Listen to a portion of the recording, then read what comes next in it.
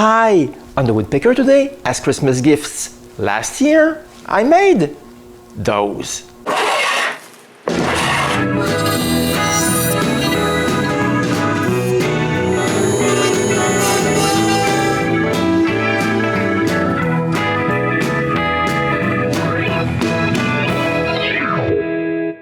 Two years ago, Renée started sculpting a rabbit. As you can see, she still has a ways to go. So last Christmas, I decided to carve a rabbit as a present, but with the CNC. I began by looking for a rabbit on Thingiverse. There are lots of models, but this one is the one that caught my eye. It has the look and complexity I'm looking for. Obviously, I won't be able to carve this on the CNC just like that. I need to modify the model. So I'm going to cut it into 6 parts. But first, it needs to be a little bit bigger. Now that it's at the right size, I can begin chopping it. The first cut is to decapitate the rabbit. I enter an angle, move the chopping line on the neck, and chop the head. This free program that comes with Windows doesn't allow me to save parts of the model, so I need to delete the body and save the head. Then I press Ctrl Z to get the body back and delete the head.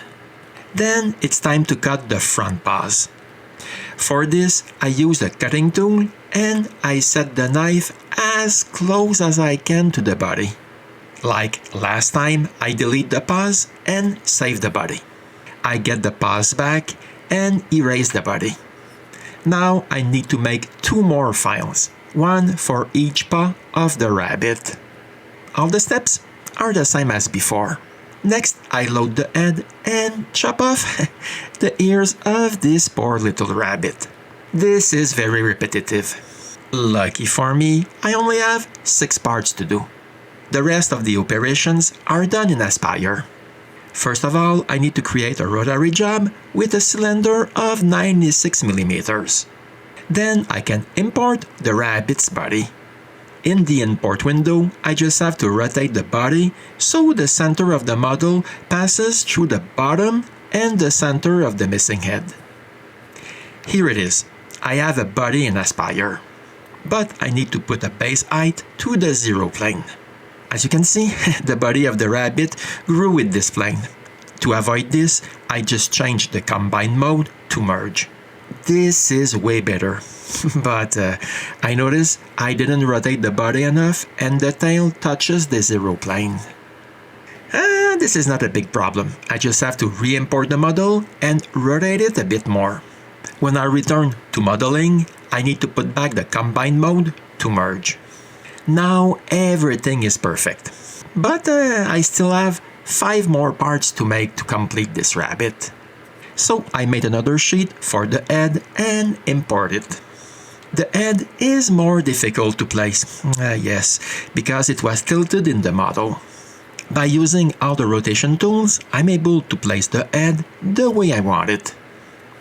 And just like for the body, I need a 0 plane to hold the model in place on the 4th axis. But I'm not done yet. There are still the ears and paws to make. For them, I changed the diameter of the rotary job to 30 mm.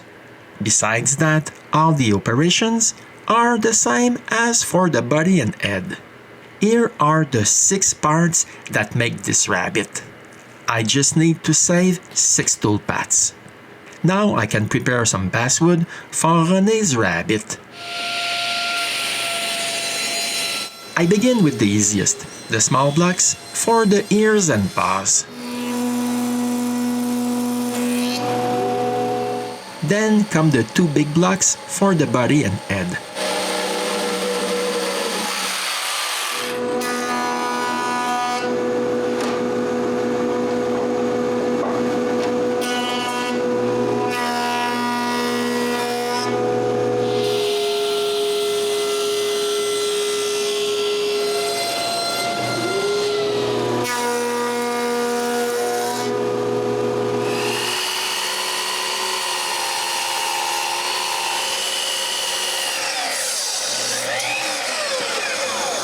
96mm is too big for my 4th-axis chuck. I need to remove some wood.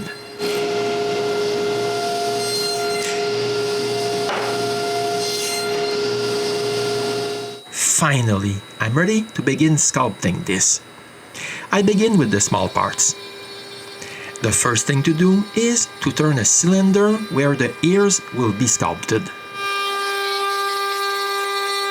Then comes the roughing pass, followed by a smaller bit for the finishing pass. When the first ear is sculpted, I move the origin and sculpt the second one.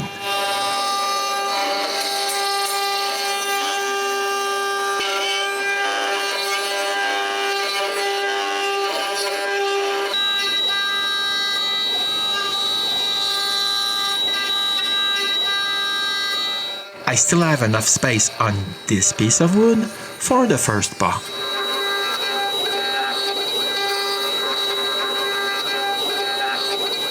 But I need to use my second small block for the other one. Now that I have all the small parts, it's time to sculpt the big ones. After putting a big block on the CNC, I can begin. I got used to leveling the top of a rotary job. Okay, maybe it's not necessary, but at least if something goes wrong, I can return to the initial level. Then, just like for the small parts, I begin by rounding the block.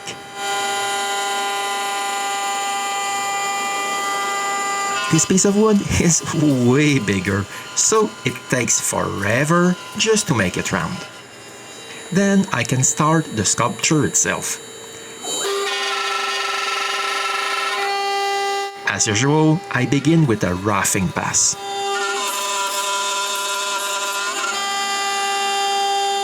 When it's done, I switch for a smaller conical bit and sculpt the head.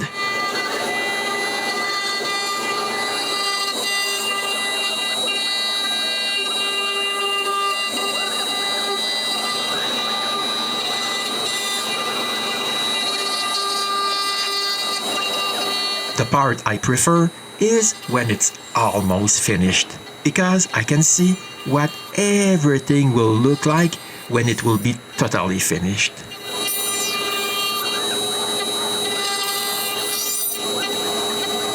When I'm done with the head, I still need to do all the same operations for the body. Here it is, just after the carving is finished. It's quite exciting. Now that I have all the pieces, it's time to glue them together. But first, they need to be free. I try to cut in the same angle as the flat spots.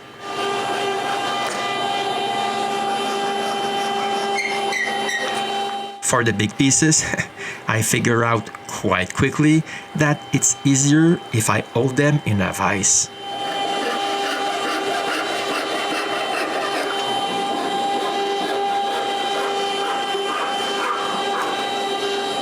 Now all the flat spots need to be very flat. And again, I figured quite early that this way it will take me all day.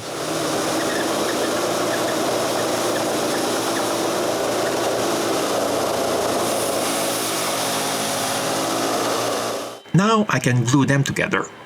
I glue them one by one with instant glue. When it's time to glue the pads, to be sure they're in line with the base, I turn the carving around and quickly put them in place before the glue sets. The last thing to glue is the head. I try my best to align it like it was on the original model.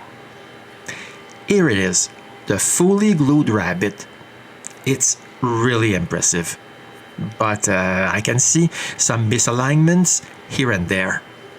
It's time to get the carving tools out. For the ears, it's more like real carving. I need to get rid of the zero plane. But since it's basswood, it's not really difficult.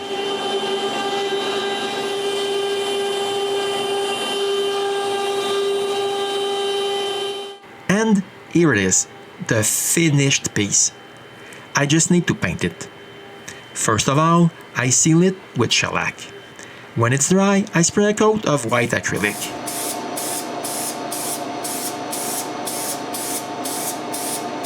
But I realized quite rapidly that when I sprayed the brown coat, that the white coat was useless. I can't manage to mask the tip of the paws and the tail to keep them white. So I end up with a fully brown rabbit. I need to paint the white differently.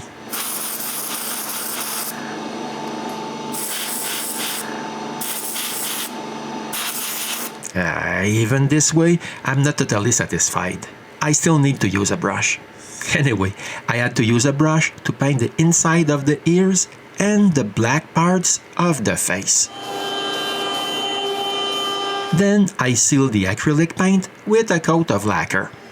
When the lacquer is dry, I roughly brush a coat of another tint of brown everywhere. As soon as I'm finished, I remove most of it. I only keep the brown inside the valleys of the carving. This will create a contrast in the fur of the rabbit. Then I spray 2 coats of lacquer on top. I'm super happy with the results. This gives me some ideas. I don't know if you remember my ugly Santa. I said to myself, I might be able to do better than that. Okay, it's not that difficult. So I go back to Thingiverse and right away I find what I'm looking for and I download this model. But just like the rabbit, I need to split it in parts. This time it will be a lot simpler because there will be only 2 parts.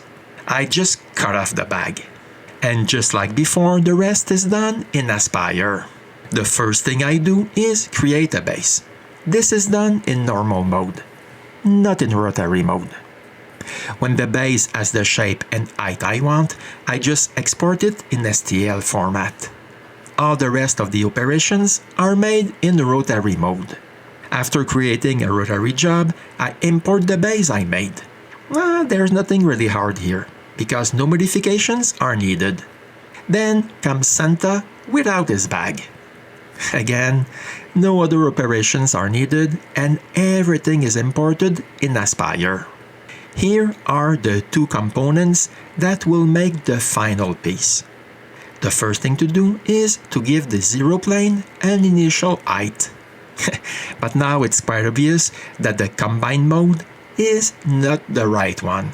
So I put all my components in merge.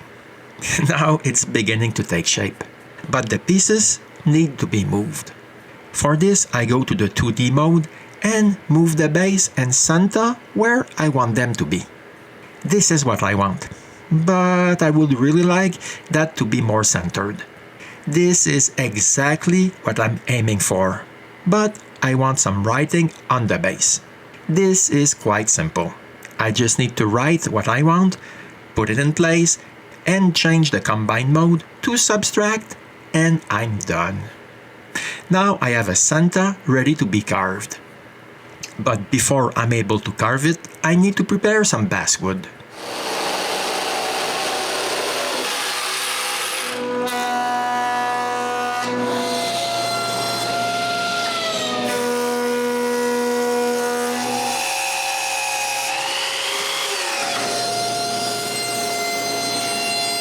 I remembered that last time turning a round shape was super long, so I decided to cut off the corners.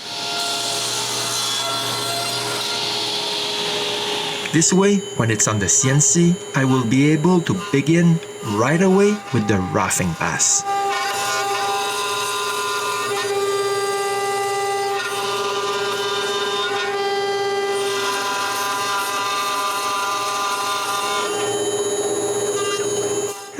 This takes about 45 minutes to complete. Then I switch for the same conical bit and start the finishing pass. This pass takes about 3 hours.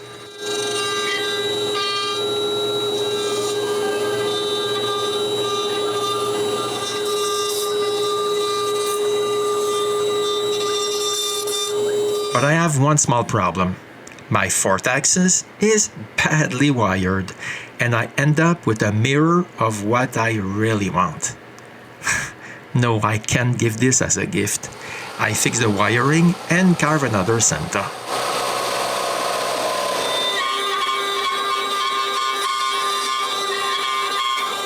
While the CNC is working, I fill the holes in that one. They are quite deep for wood putty, so I need to put several layers of it.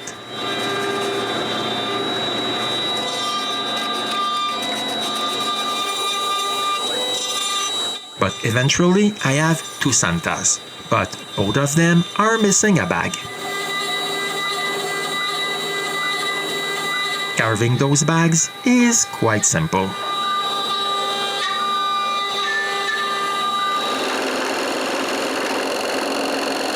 When they're done, I still need to cut them free so I can glue them in place. Done. And just like for the rabbit, I need to carve around the bags.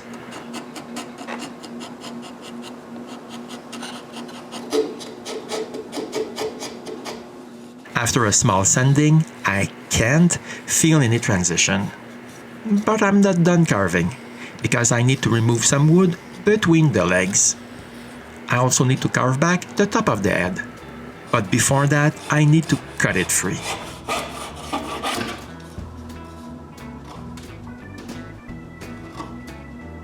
When the carving is done, it's time to cut the base free and sand it straight.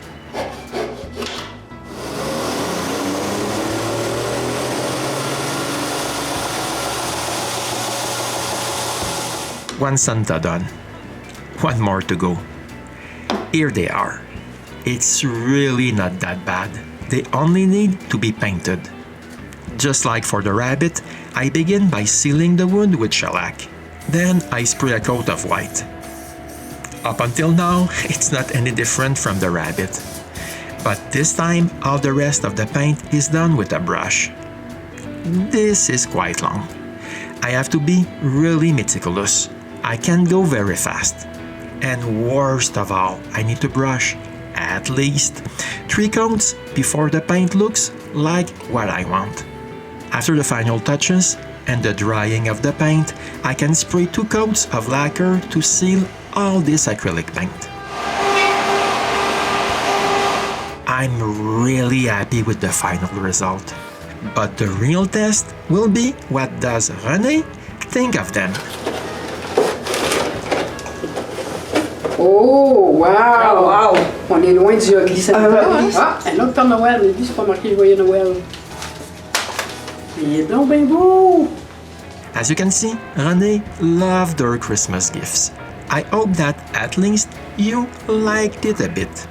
If not, at least you were able to see that it's possible to do way more with a CNC than making straight cuts into plywood. As for myself, I'm quite happy that all these projects have widened my horizons. I'm wishing you a Merry Christmas, and we will see each other in the new year to come on the Woodpecker.